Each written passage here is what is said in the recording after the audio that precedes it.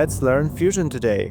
I'm gonna show you how to create this title animation effect step by step. You should be fine if you're a beginner, hopefully. So yeah, without further ado, let's start. So once you're in Davinci Resolve, go to, oh, sorry for my mouse, it's making strange noise. Okay, it should be better. Okay, so from Effects, go to Titles and choose Text Plus. Let me customize the text in the inspector. So let's say it's title animation. Let's change the boldness and size to maybe to something like this. Okay. Okay, let's go to shading as well and change type to gradient. You can further customize it here. If you want to learn more about Text Plus, check out this video so you get better understanding of Text Plus. Okay, once done, let's jump into Fusion page. In Fusion page, we got media out and our template. We're gonna need also a background node, so drag it from here, change it to transparent. Oh, by the way, in Fusion page, you got two preview screens like that. So you can switch between one and double. I like to have double. And basically, if you want to preview a node, you just need to click this little white dot. Okay, let me disconnect this line, so double click it and connect it over background node like so. Merge node will be created automatically and connect merge into media out. So basically we've merged our template, our text over a transparent background, and we get the same effect as before, nothing changed. The only difference is how these nodes are connected, but the final result is the same. So we're gonna need this impulse at the beginning of the animation that gives us an impression of some kind of explosion.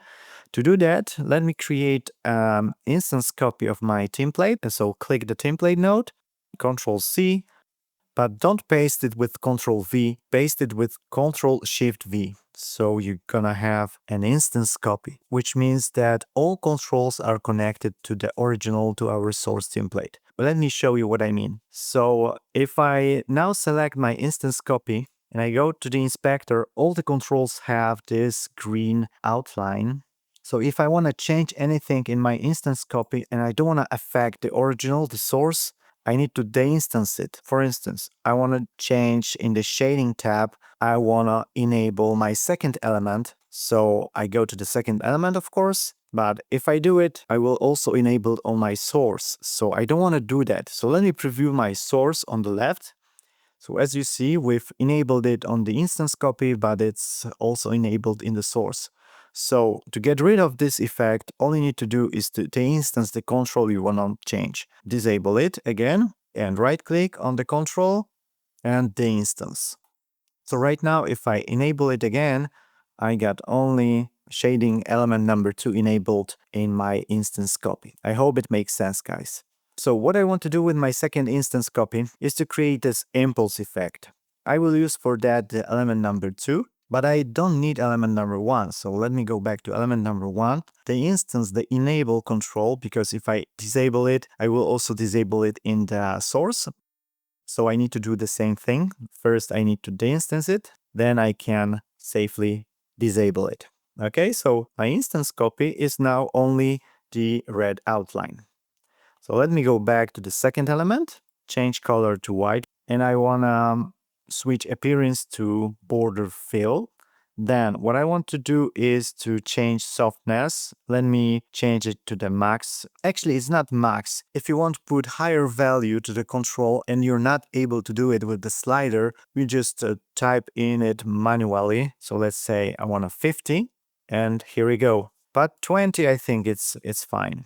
Now we need to make it more compact so it looks like a circle, more or less. To do that, I can go to Transform tab and I can play with spacing. But again, I need to deinstance it first.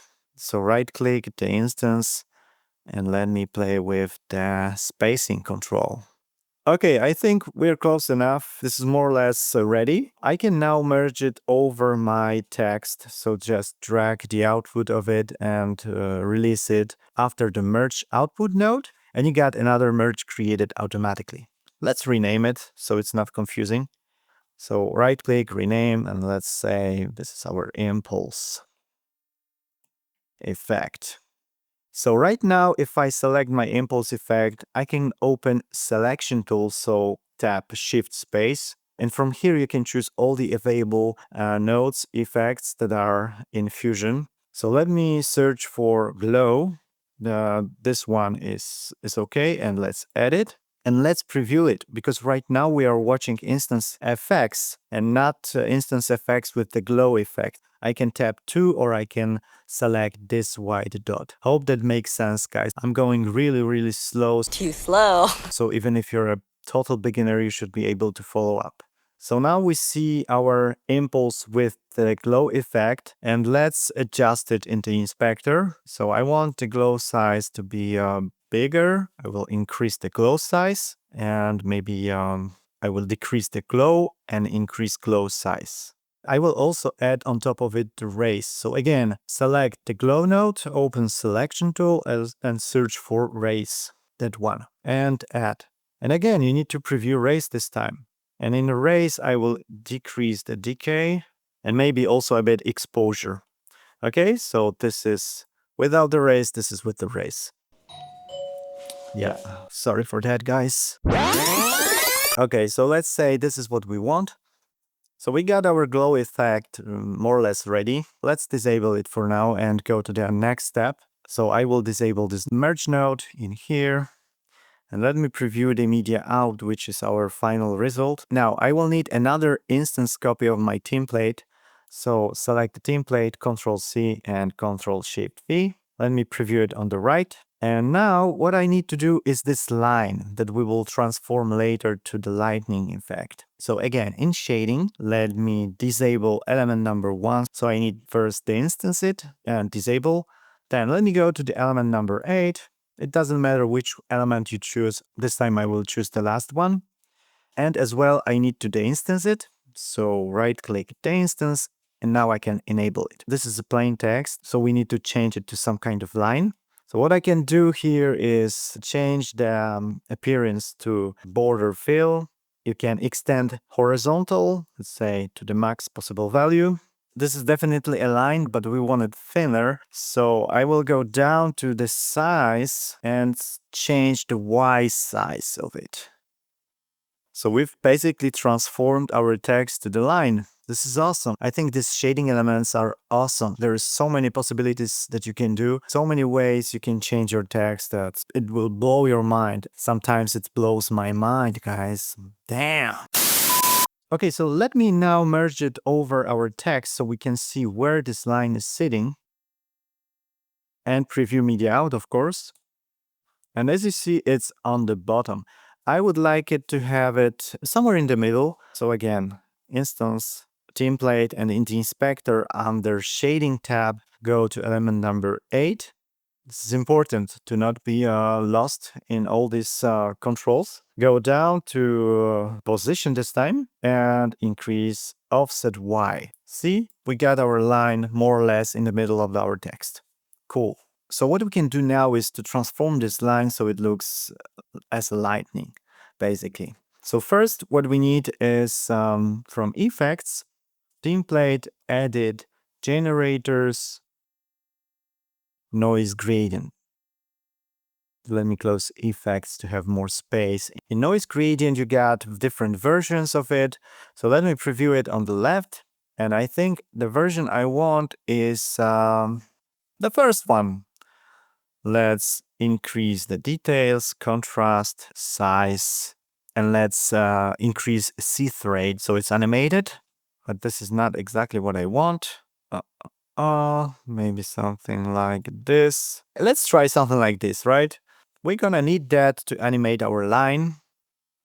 Now, from the selection tool, search for displace node, that one, and connect your gradient to the yellow input. Okay, let me preview my display on the right. And now connect our line, connect it to the green input of the displace node, like so. Sorry for that, guys. You need to switch the inputs. I confused the inputs. So right-click on displays and choose swap inputs. So we need to connect noise gradient to the green and our line to the yellow. Sorry for that. I always confuse that. And now we can see the straight light. Nothing is displaced, nothing is animated, not yet. Too slow. So in the displace node, go to the type X and Y, and we want to change only Y refraction. So adjust the refraction control here. Just basically play with it, see how it looks. One more thing, if your Fusion animation is not smooth when you preview it, what you can do is right click on this panel and disable highlight and motion blur. And of course, you can go to playback and switch timeline playback resolution maybe to half. So this is what we got. It's not bad. You can further tune it if you wish, but let's leave it like that. Let's not make this tutorial too long. So this is our lightning effect, but let's add some more glow to it so it looks more plausible. So after the displace node, open selection tool and search for soft glow. Let me preview the soft glow. Much better already. But what I like to do is to add another soft glow right after it. So in the first soft glow, what I'm gonna do is I'm gonna decrease the gain and increase the glow size. Yeah, it sounds like this. Just a bit of glow size. And in my second soft glow, what I'm gonna do is decrease the glow size almost to 0, maybe to 0.5. And let me preview the second soft glow to see the effect. And increase the gain in the second soft glow.